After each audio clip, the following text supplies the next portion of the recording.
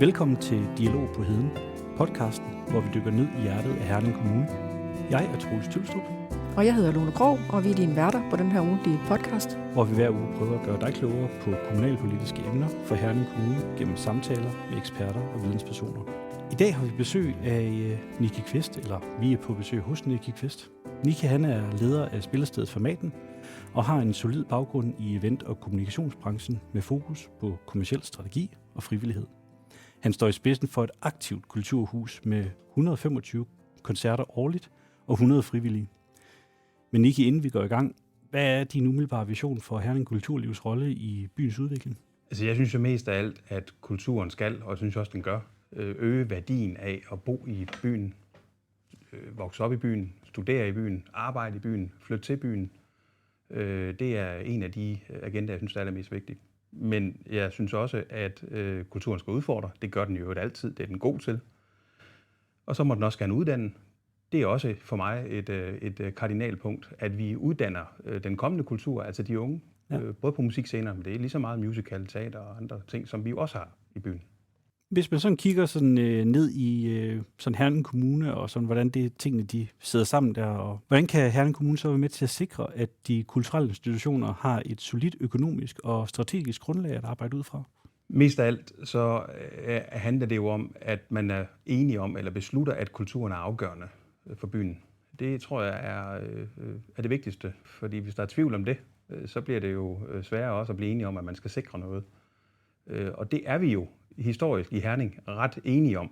Ja. Det er jo noget af det, som jeg håber meget på de kommende år, at vi ikke skruer ned for, men bliver mere enige om, altså kulturens betydning. Og det skal selvfølgelig følges op med økonomi. Vi er en af de kommuner i landet, som gør allermest for kulturen og med kulturen, i særdeleshed, hvis vi sammenligner os med tilsvarende størrelser kommuner. Ja.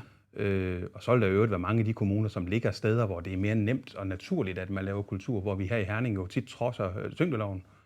Så det der med at vælge noget bevidst og turde troppe det op med, at der er nogle budgetter, som rent faktisk kan føre idéer ud i virkeligheden, det er hele fundamentet. Og er en af grundene til, at jeg efter mange år i kulturen stadigvæk kommer rundt i landet og møder mennesker, som ordet misundelig presser sig jo tit på.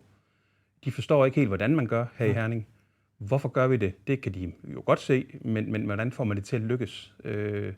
Det er mest af alt, fordi der er nogen, der prioriterer det og siger, at det her det er også vigtigt at gøre. Det er ikke på bekostning af alt andet, men det er også vigtigt, at vi har et stærkt kulturliv. Ja. Så når du nu siger kultur, hvordan bidrager kulturen så i? Ja, det kunne være spillesteder som Formaten til byens branding og omdømme. Og er det godt nok understøttet af de kommunale strategier? Altså, jeg tror, de fleste, der har et billede af Formaten, de ser jo de der 120 koncerter, 125 koncerter. Det svinger jo lidt. Nogle år er det 130, nogle år er det 110, men det er deromkring. Det er jo ret mange. Det tror jeg, de fleste vil nævne, hvad er det lige Formaten er. Og det er også det, Formaten er.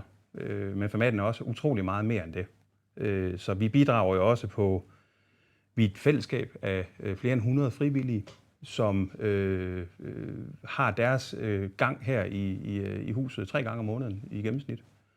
De har et unikt fællesskab, og som er med til at skabe kulturen, men de har faktisk en kultur internt med sig hinanden, og nogle gange løfter de hinanden, hvis der er mennesker i de her hold, vi har. Der er 10 på hvert hold. Så en, der har lidt en periode, der er lidt svær, eller en skal flytte, eller et eller andet, så står de sammen. Så der har man også lidt en social rolle som spillested. Så er vi jo festivaler. Vi laver jazzfestival, vi laver en folkfestival, vi laver samarbejder med kommunen om Student Cup, det her årlige arrangement for de studerende i byen, sidste skoledag for 9. klasserne. Kulturfestugen er vi jo også dybt involveret i og hjælper med at booke artister osv. Så der er vi også en aktør. Og det sidste er sådan lige, jamen, hvad er det? Jamen altså, så har vi jo en flanke, som jeg tror faktisk byen ikke helt ved, og vi ikke er gode nok til at fortælle om.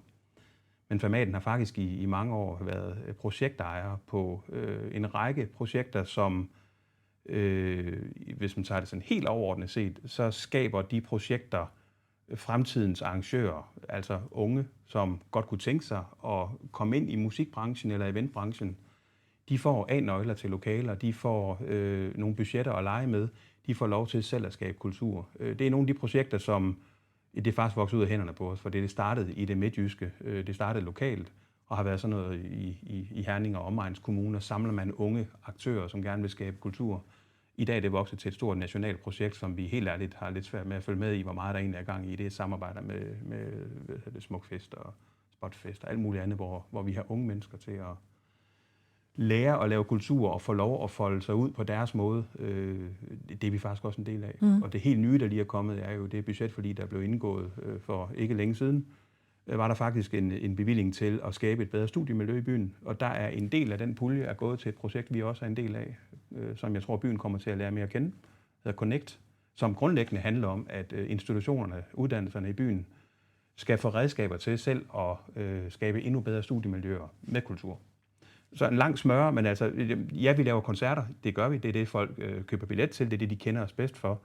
Men det er virkelig en synes jeg jo, efter 1,5 år i huset, en midtbanespillerfunktion, som har utrolig mange afleveringer ud til højre og venstre og fremad og bagud, hvor vi jo opererer ind i det her rytmiske musik og prøver at tappe ind i alle de agendaer, hvor den rytmiske musik kan noget. Ja. Jeg vil godt lige vende lidt tilbage til de der 100 frivillige, mere end 100 frivillige, som vi har. Jeg tænker, at med så stærke fællesskaber og sådan noget, så er det vel også begrænset, hvordan at kommunens initiativer eller sådan den overordnede kulturpolitik, den kan påvirke jeres evne til at rekruttere og motivere og fastholde det her store frivillige korps. Det er vel måske noget, I selv løfter, eller? Ja, det er det egentlig, men indirekte, fordi formaten er jo støttet af kommunen, med et årligt tilskud, og det er jo med til at gøre vores koncertpalette mest af alt aktuel, i øvrigt nogle gange også bred og smal, altså det her med, at en smal jazzkoncert eller elektronisk koncert, ja, den løber altså ikke rundt af sig selv.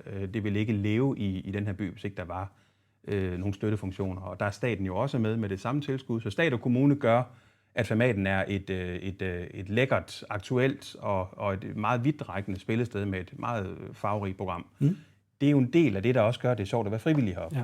Så på en eller anden måde indirekte kan man sige, den hjælp, vi får til at være formaten, og de opgaver, vi så skal løse for de midler, det gør også det ekstra sjovt at være frivillig. Så på den måde er der jo en sammenhæng. Men ellers så vil jeg sige, at ja, vores frivillige netværk er, prøv at høre, der er jo venteliste, og det har der været i mange år. Så vi er nok ikke så afhængige af lige, at der kommer et eller andet bidrag til, hvordan kan vi sikre. Nej. Jeg vil dog lige nævne jo, at vi jo så, da jeg kom til efter en måned, talte med bestyrelsen om, kan vi ikke gøre noget bedre for vores frivillighed. Det er jo ført til en større ombygning, nu med en budgetramme på 15 millioner, som går i gang her til januar, hvor vi jo skal bygge om, ikke der, hvor gæsterne mødes, men der, hvor de frivillige arbejder. Og når man sætter sig ned som den første med Herning Kommune ved bordet og fortæller om sådan nogle idéer, så er den der med det samme. Yes, I kan regne med, at vi er med. Vi skal jo selvfølgelig have det behandlet politisk, men der har de jo fulgt den op, og det er nok, en ting er det formaten, men det er lige så meget det frivillige fællesskab, som kommunen jo der gerne vil styrke via en forening. Altså, hey, det er jo ikke en kæmpe stor kommerciel koncern. Nej. Så der mærker vi jo meget tydeligt, at vi har en placering i byen, og med det her frivillige fællesskab, som også kommunen værdsætter meget højt. Ja. Men nu nævnte du også i starten, at Herning Kommune er god til sådan, du sagde, trods tyngdeloven. Ja. Jeg tror, det var det udtryk, du brugte. Nogen kalder det Hernings DNA. Men er vi gode nok til at brande nogle af de ting, du sidder og nævner? I forhold til, du nævner omkring branding noget med, at du vil gerne have unge til at bo i byen, flytte hertil. Og, altså er vi gode nok til at få brandet alt det her, vi faktisk så er gode til? Ja, det tror jeg jo nok, det har jeg faktisk ikke tænkt om, det tror jeg faktisk, vi selv har en oplevelse af, at vi synes jo egentlig, det er ret tydeligt, hvorfor det er et fedt sted at leve og bo. Men jeg tror nok ikke, man skal køre ret meget øst på, og man skal nok slet ikke krydse for mange broer, før det er en svær størrelse. Men det ved vi jo godt, at det er jo ikke begrænset til at være en uddannelsesby eller andet. Det kan samme gælde jo arbejdsmarkedet. Vi er jo ikke et udkantsområde, men vi er jo naboer til udkantsområderne. Og dermed mener jeg nok, nej, det er vi ikke gode nok til. Nej. Og det er også en svær opgave.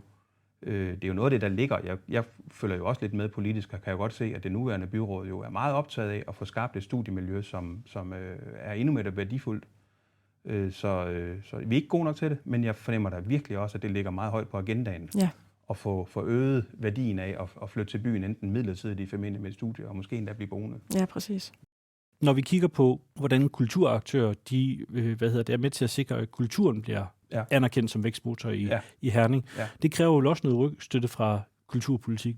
Ja, og det synes jeg jo, det er jo svært her at sidde og sige, at det synes jeg faktisk, vi oplever. Jeg synes jo netop, at vi oplever opbakning. Jeg synes jo netop, at vi har et byråd og mange forudgående, altså det er jo en historie om de sidste par årtier, hvis ikke mere, at den her by har valgt at være en eventby og en kulturby.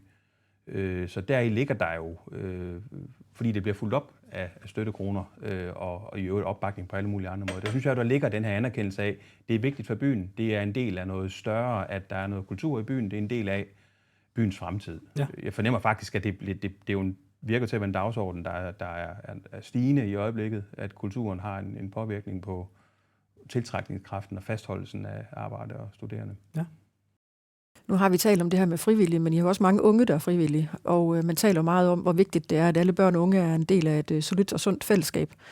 Så hvordan kan sådan kommunen måske bedst udnytte kulturelle fællesskaber, som jeres her på Formaten, sådan til at skabe trivsel og engagement blandt byens unge?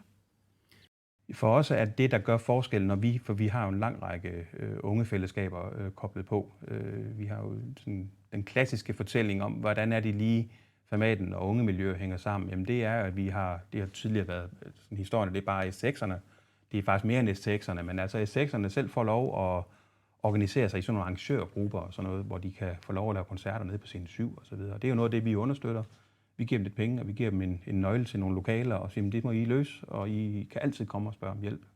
Nu er jeg på vej væk fra, hvad de spørgsmål egentlig var, men det er sådan den måde, vi... Nej, det synes jeg egentlig ikke, du er, fordi det peger jo ind i, at de unge så på den måde måske får lyst til at gå til noget frivillig musik eller noget andet, så de så bliver en del af et andet fællesskab. Ja. Så på den måde bruger man jo så for os Formaten til at understøtte deres trivsel. Og så vil jeg faktisk fremhæve vigtigheden af, der tror jeg også, at Herning skiller sig væsentligt ud i forhold til lignende kommuner. Altså vi har en kulturforvaltning, som vi er meget, meget tætte på. Det giver sig selv, fordi vi jo netop samarbejder meget. Det er jo også en prioriteret beslutning, der er taget på et eller andet tidspunkt at sige, jamen i Herning skal der ikke kun sidde 3 mennesker på et eller andet kontor, og den ene er deltid, så den anden har et andet sidejob. Det er jo en afdeling, en forvaltning og nogle kompetencer, der er samlet op på Rådhuset, som vitterligt nok ikke findes ret mange andre steder i Danmark overhovedet. Altså her er vi ikke gang ude i at tale i, altså ligner vi Randers lidt. Nej, Aarhus og Odense og København skal jo virkelig lige tælle med, hvis de skal være med i, hvor mange ressourcer og kompetencer, der egentlig ligger deroppe. Og det nævner jeg jo, fordi det er jo altafgørende for, når vi får gode idéer, eller kommunen får gode idéer, det her daglige samarbejde, og på tværs af kulturinstitutionerne. Vi laver jo en lang række samarbejder på Formaten med alle de andre kulturinstitutioner i byen, så vi bevæger os ud af livemusikken, eller at de andre typer kulturinstitutioner kan trække på os i livemusikken. Det er fordi, der er et meget stort fokus, som også er fuldt op af en forvaltning, som arbejder for det her, og gør det nemt nogle gange, når vi får idéer på tværs af kulturinstitutionerne. Så det er også et sted, hvor nu er der jo valg lige om lidt, og hvad kommer der ind igen? Ja, vi håber jo på, at de stadigvæk ser værdien i institutionerne, men de skal faktisk ikke glemme værdien i at have et embedsværk, som er med til at gøre det her muligt. Ja. Nu vil vi snakke lidt om Formaten, og hvad det er, der sådan, hvordan I rækker ud, og vi har snakket om nogle af de her frivillige, med hvordan de sådan skaber fællesskaber. Der er også nogen, der kommer og er udefra, og måske gerne vil bidrage til eller engagere sig i det lokale kulturliv. Hvis man nu sidder som borger eller virksomhed i Herning, hvad vil så være dit bedste råd til at gøre det? Formaten er jo det oplagte sted for mig at begynde, men det er jo ikke begrænset til Formaten. Altså, vi har faktisk i en del af vores 100-110 frivillige tilflyttere, som jo så efterhånden jo ikke længere er tilflyttere, men der går jo åbenbart en meget kort vej fra at flytte til byen, og så få at vide, at hvis man har brug for at finde noget at lave, noget meningsfyldt, og få nogle bekendtskaber og noget, så kan du søge ned ved Formaten. Så dem har vi en del af, der flytter til byen. Men hey, nu taler om Formaten, fordi jeg er fra Formaten, men den samme fortælling gør sig jo gældende på en billedskole eller andet. Altså mit bedste råd til mennesker, som godt kunne ønske sig mere kultur eller noget, jamen gå ud og prøv det af. Vi har jo et vanvittigt bredt kulturudbud, men vi har jo også dermed en vanvittig bred vifte af institutioner, som meget tit kan bruge mennesker, der har lyst til at være med i noget. Det er jo det, vi gør i byen. Vi får jo idéer, og så gør vi noget ved det. Og vi får også tit hjælp til det, hvis der er nogen, der bliver spurgt om ikke de vil hjælpe. Så det er meget, meget nemt faktisk at banke på i byen, og især i kulturinstitutionerne, fordi det ligger jo i vores DNA. Jamen har du lyst til at være med i noget? Ja, fedt, men kom, så lad os gøre det. Ja. Hvis du nu skulle pege på noget, der kunne være afgørende for Hernings kulturlivs fremtidige succes, hvad kunne det så være? Ja, det er jo, at vi ikke skruer ned. Og det er jo nok nemmere sagt end gjort, fordi der er jo altid mange agendaer, som også er vigtige. Men som jeg også er indledningsvis, så synes jeg, at vi har en historik her i byen, hvor vi jo har taget et bevidst valg om, at vi tror på, at kulturen og altså erhvervsturismen, kulturturismen, eventstrategien, vil nogen jo også kalde det, er vigtig for byen. Og det er jeg jo personligt ret optaget af, om vi evner som by og som politikere og erhvervsliv og borgere at værne om den hvad kan man sige, det er sådan et, altså den model. Eventstrategien helt overordnet set er jo fuldstændig unik. At vi i så lille en by har en så stor spiller som MTH, har selv en fortid derude og ved jo, hvordan det fungerer. At vi kan tiltrække de største slutrunder i verden til Herning. Ja. Det er meget, meget fristende at tænke, jamen det behøver vi ikke længere, eller det koster nok ikke så meget, som det har gjort. Eller Fermaten, eller teaterinstitutionerne. Det tror jeg simpelthen er en af vores akilleshæle. At den dag, vi begynder at vende os til, at jamen, der kommer jo sikkert nok også en masse store ting, og nogle verdensnavne forbi en gang imellem, og nogle kæmpe messer, eller Fermaten laver nok en masse outdoor, eller hvad ved jeg. Ja, det gør vi jo, fordi vi har valgt det. Ja. Vi gør det, fordi det har været en investering, og som også giver tilbage. Og der kan jeg være bekymret for, om folk egentlig er klar over, at vi er jo egentlig ret heldige, og vi har egentlig været ret dygtige, og vi har rigtig meget at forsvare og stadigvæk at udvikle på. Mm. Ja. Nu var du selv lige inde på det her for lidt siden, men lige om lidt, så skriver vi 2026, så sidder der nogle nye folk inde i byrådssalen. Hvad synes du, der er det allervigtigste, at politikerne de fokuserer på efter det kommende kommunalvalg, sådan inden for kulturområdet?